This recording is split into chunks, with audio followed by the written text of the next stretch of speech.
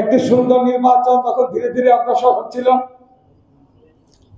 ঠিক পাশাপাশি ফ্যাসিস্ট স্বৈরাচার শেখ হাসিনার গোয়েন্দা সংস্থারা জানলেন যে বাংলাদেশে যদি একটি সঠিক সুন্দর নির্বাচন 18 সালে হয় তাহলে আওয়ামী লীগের 30টা আসনও বাংলাদেশে থাকবে না, দিবে না।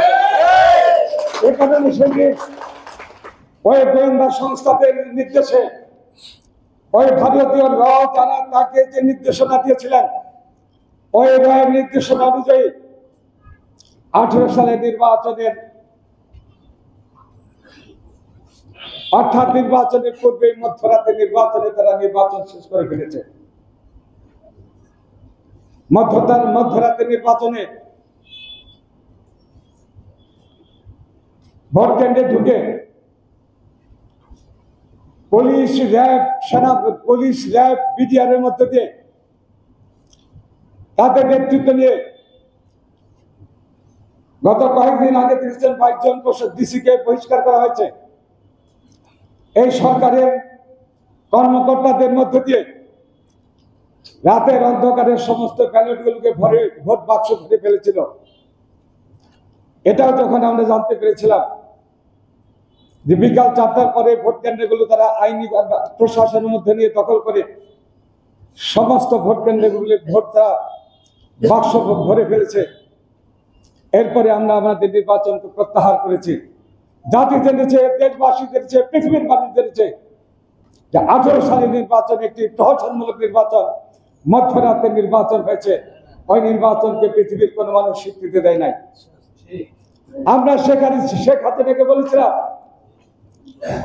এবং সেই 18 সালের পরে শেখ হাসিনা বুঝতে পেরেছিলেন জাতীয়তাবাদী দল যদি বেঁচে থাকে, শহীদ রাষ্ট্রপতি জিয়া রহমান যে দলটি রেখে গিয়েছিলেন এই দলটি যদি থাকে, এই দলের মধ্যে দিয়ে এই দলকে সামনে রেখে কোনো নির্বাচনে বৈধভাবে আমরা কোন নির্বাচনে বাংলাদেশ আওয়ামী লীগ করতে পারবে না।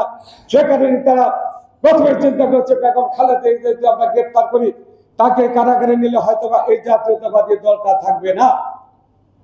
সেখানে সেই দিন বারবার অবৈধ নির্বাচন করার জন্য, একদলীয় শাসন ব্যবস্থা কায়েম করার জন্য, বাংলাদেশ জাতীয়তাবাদী দলকে ধ্বংস করে দেওয়ার জন্য, বাংলাদেশের জাতীয়তাবাদকে ধ্বংস করে দেওয়ার জন্য বেগম খালেদা জিয়াকে কারাগারে নিয়ে মিথ্যা সাজা দিয়ে তাকে কারান্তরিত করা হলো।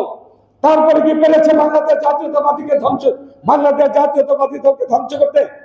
পারে নাই। এ কারণে পারে নাই।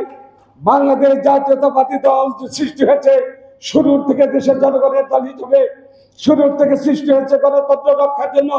এই জাতীয়তাবাদী দল শুরু থেকে সৃষ্টি হয়েছে এদেশের স্বাধীনতা সার্বভৌমত্বকে রক্ষা করার জন্য।